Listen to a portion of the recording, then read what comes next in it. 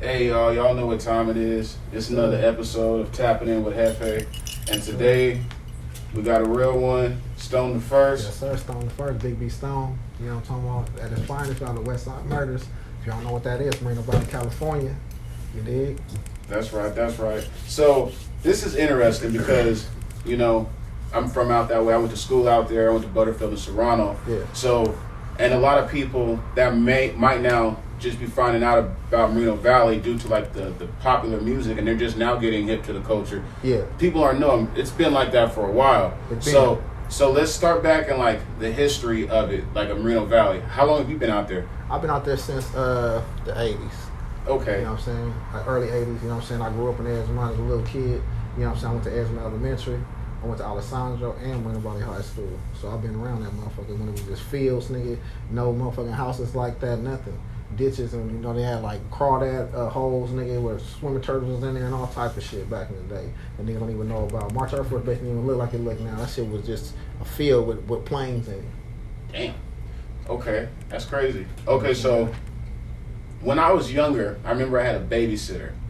Her name was Lisa. She was a white lady, white girl. And I remember like she had died, and where she had died was in Edgemont. Okay. And from that point on, that's when I knew that like Edgemont is like, you know, it's one of them areas for sure. Edgemont's a cold area, man. You know what I'm saying? I wanted to tell you about that, man. You know, motherfuckers around the world know that. Well, in the Moreno Valley, know that's a dangerous little spot. But back in the day, you know what I'm saying, it was cluttered with all type of different people from all over, from L.A., Compton, Watts. You know what I'm saying? And it was just like infested with drugs. So it's $1 million drug spot.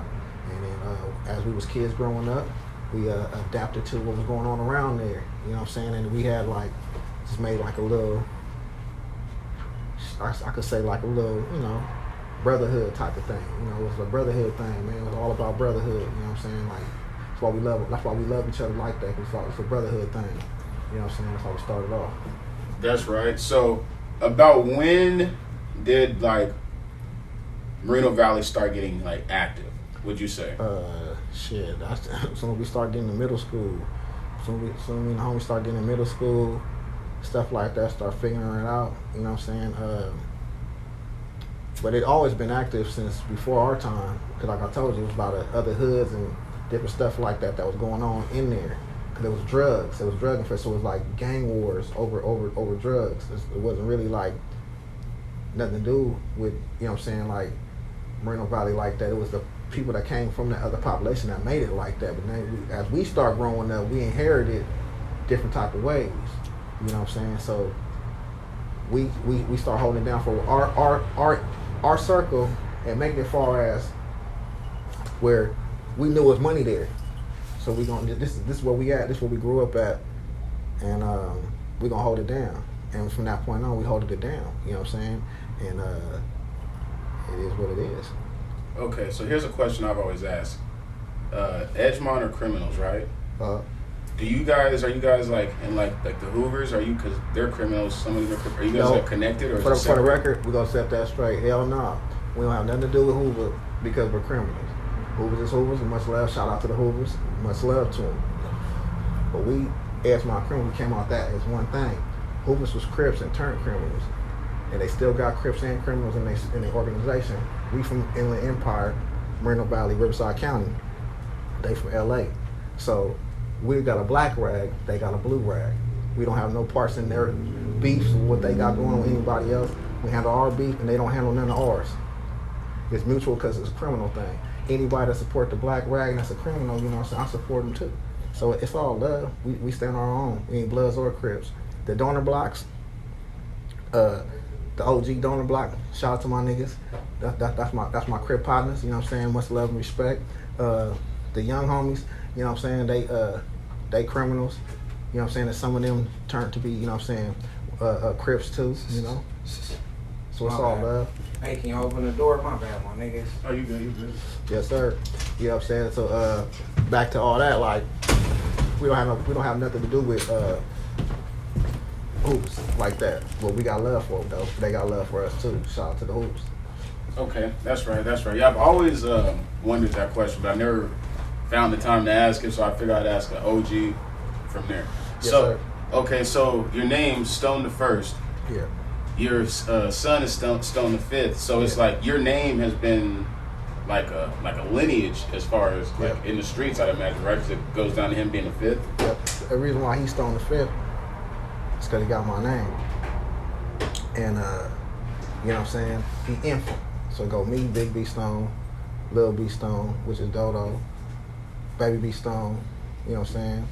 You know what I'm saying? Then we got, you know what I'm saying, down to infant. Because the other ones I have, you know what I'm saying, it's like, they in prison and shit like that. But we the only ones that's on the streets and shit like that, holding it down.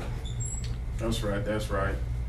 How important would you say, even though like with like the current like climate, right, of like music coming out the IE, Moreno Valley, the Rib, wherever, if someone is from somewhere, there's always an opposition, right? Yeah. And they both are gonna make music.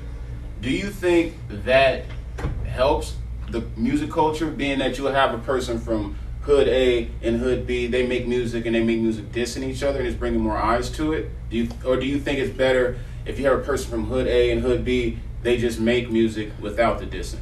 Well, I can't be a hypocrite with it, you know. Speaking on gang terms, I'm gonna speak that first before I speak in logic. Because, well, I'm gonna speak logic first. Logic is this. True. Beefing back and forth on wax, it probably sheds light to both sides or whatever. But inside of a gang world, that don't matter anyway if you make the music, because the thing is that you from where you from, regardless. But now, as far as you know, you know, if we could keep it like however it is, you rap how you rap, I rap how I rap, it's whatever. That's how I look at it as. I don't look at it as far as like, you know what I'm saying? To me, it's in that culture, it's in that gang culture, so it's a code in that shit. And niggas know what it is, you know what I'm saying? And we relate to it back and forth. It don't bother me what they say in their music, you know what I'm saying? Because that's what I knew that's what they gonna do. That's what they supposed to do, make their music. Like, that's like us, when we make our music. I make my music, I can talk about me, I make it because I'm an entertainer, and I make it because, you know what I'm saying, it's like, I'm speaking life. I'm speaking facts. I'm speaking about, you know what I'm saying, I don't speak fake. I speak the real. You know what I'm saying? And it's a lot of fake ass rappers out there. That's why I say it in one of my songs. You know what I'm saying? Fake ass rappers sometimes just speak about somebody else's life or they talk about a movie. You know what I'm saying? And you know, some things I say in my songs, you know what I'm saying, might be kind of far-fetched. You know, but it is what it is. I just put it together. I'm an artist. And I make it make sense. That's right. That's right. So, okay, here's a question. Being that you're a Moreno Valley native, what places are not good spots for people to go that are out of town? And I say this to say because R.I.P. PNB Rock, you know, he had no business going to that Roscoe's of all the Roscoe's. He should have just went to Hollywood. Like, I've been to Roscoe's a gang of times. You know which ones I've been to? The one in Orange County. I've been to the one on Manchester, but that was before I knew, like... It was bad? Yeah, that was before I knew it was bad. And then the one in Hollywood. Yeah, the one in Hollywood. I love the one in Hollywood. Yeah, the one in Hollywood. Like, okay, well, far as what PNB Rock did, he posted his location. So for people to go anywhere in the world, everywhere is dangerous. It doesn't matter where you go, but to be safe, you know, I wouldn't go to like the north side or the east side with a black rag. I'll say it like that, or a hat. Vice versa, as coming down to the west side with a socks hat or a green rag. That'd be attire that I wouldn't wear if you're coming from out of town. In my city, a green rag and a socks hat, a hat or an Indian hat and a black rag or a gray or blue rag. Simple, you know what I'm saying? And you'll be all right, because you should be able to go anywhere you want to go. You know what I'm saying? I wouldn't go in somebody's hood, far as like over there on Hemlock messing around with gold, having gold on or looking like you looking, because you never know what can happen to you. And I sure wouldn't go by the areas of Alessandro, Frederick, Bay Street, Ellsworth. Looking like you looking, because anything probably can happen. So to be safe, I wouldn't wear those colors in those type of areas I gave you. That's all I can tell you. Okay. So y'all got that. Don't. Edgemont, you know. Okay. Oh, another thing about Edgemont, Edgemont was Edgemont and Sunnymead, California back in the day. That's another part I missed with y'all. It was called Sunnymead, was half of Moreno Valley. Edgemont was the other part. So it was Edgemont, California, to be exact. You know what I'm saying? And Sunnymead. Then it turned to Moreno Valley. It was 714-909-951. You know what I'm saying? And I was around for all that to transpire. When you was younger out there, what was something that you seen that would made you realize, like, okay, shit's real out here. Like, shit's real out here. Because I remember another time when I lived out there, my aunt used to work at the Target, which is the Rio Rancho. Yeah. We lived in the apartments behind it. And I remember coming home. I remember coming into the complex, and there was a big commotion of people, and my aunt, she was like this. And there was a guy sitting right here, like, he was on his ass. She was, like, squatting. She was supporting his back to kind of give context to the people. Yeah. And when she was holding him, he had a white shirt on. Bro, I ain't never seen no shit like that. I remember this like it was yesterday. His whole shirt, bro, was just red. Like, it was just bloody. Like the dude ended up, like, dying, they said. But when I seen that, that's when I was like, okay, like, things are kind of, you know, Yeah, tricky out bad. Tricky out here. I mean, it gets tricky, man, you know. But I thank God lately, you know what I'm saying, everything's been copacetic and smooth, you know. RP to the homie Tiny Crim, and Tiny Monster, Pop, Seth, you know what I'm saying. You know, in this game, man, TZ, you know what I'm saying. Like, you know, you lose people, man, and we just gotta keep living for them, keep pushing, man. You know, keeping it real. It's like every day I go hard with this music and my entertainment that I do, because I never had a chance to. I always fuck up, end up being in prison for the things that I choose to do, for the things I stand on. You know what I'm saying? I still stand on business. You know what I'm saying? But I'm just making like a new life for myself that I never had to live, and like having this opportunity to make this music and entertain, you know what I'm saying, with this gift and this talent that I got, so it don't be wasted anymore. I'm gonna make it happen until the day I die, because I ain't got no more time to waste at the age of 45. You know what I'm saying? Keeping up with these young niggas with this music. I make music, I'm not trying to keep up with the Joneses. My shit just come from my heart, and real shit, like, one day y'all see, like, I'm gonna probably shoot a video making my music. You know what I'm saying? Then you'll see what I do, how I act, how I break it down for people to understand, you know what I'm saying, my language. My language is in my music. That's my story. That's right. So when did you start making music? Like, when did you start taking it serious? I ain't gonna lie to you. I just started taking it serious when I got out of here, man. I've been, like, making music since I was a little kid, man. I used to freestyle all the time. That's why I got to get the freestyle. I used to be in ciphers. I told you the homies was hip hop. Like, I grew up in the era of Scandalous Dogs. You know what I'm saying? NSP. You had, what's the motherfucker's name? Penn State. Shit like that, man. I grew up when it was cliques and crews, and you know what I'm saying? Like I told you, Brotherhood Kings. The homies original, Brotherhood Kings, you know what I'm saying? And they had, like, showed me something different. You know, all my boys I grew up with, man, shout out to all my homies, man. All my homies. I love all my homies. Real shit, because even through bad situations, through good situations, you know, we always been a family. Because it started off as like Brotherhood King. So we all, them niggas used to do ciphers and, you know what I'm saying, stuff like that, man. And we used to be in circles just doing our music and, you know what I'm saying, and seeing who's better than each other, all that, you know what I'm saying? And that's how I started really feeling my music. Then I started recording it. Once I started recording, after I started getting old enough, I was just recording for the homies. I wasn't recording it just to record it and think about, oh, I'm gonna put it out for anybody.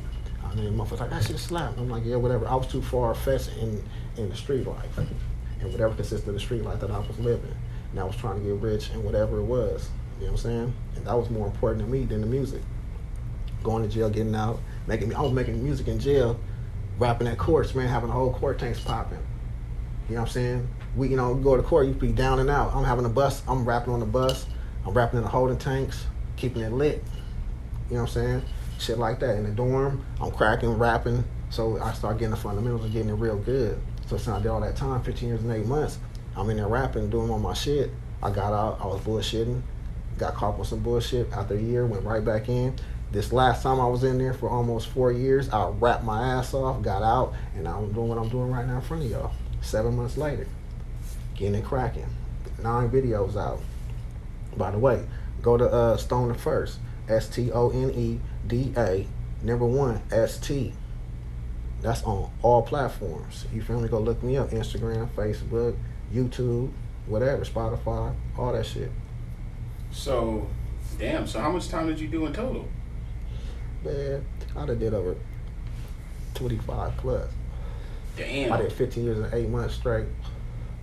You know what I'm saying? From 2007 all the way to 2019. Damn. I did, this last time I just did 6 for 80. I just did almost 4 years off of that. I did from 2022 to, no, my bad, 2020 to 24. Damn, that's a trip. Yeah, man, it's we can kind of relate a little bit because, I had a pops. Well, my pops, he did like 28 or something, like on like a few different terms. One term 20, another term 5, whatever the hell. And then I know that you have a son, and you did some time. Yeah, and like, how was that connection? Like, how did you like? I ain't gonna lie. Our connection, I feel the love, but you can feel the distance inside the love, because how can somebody, you leave and they was like some months old, you get out and he just turned 15. You feel me? Mm-hmm. He was 8 months when I left him, so I did 15 years and 8 months. So, it's more bonding and growing that we have to do, but it's still all love, and I feel it. I just gotta show him more, and that's why I'm taking this music to do, because he's an artist himself. He blowing up. Shout out to Stoneda1st. I love that little nigga, man. He doing his thing. You know what I'm saying? And I'm riding my own way, and I feel good doing it because I know he recognized my motivation and my ambition in what I'm doing. You know what I'm saying? And I see him even going even harder in what he doing. We got a song together. We ain't dropped it yet, but we're gonna shock the world. It's coming. I did that at the corner store. Shout out to the corner store too. Yeah, it was dope when I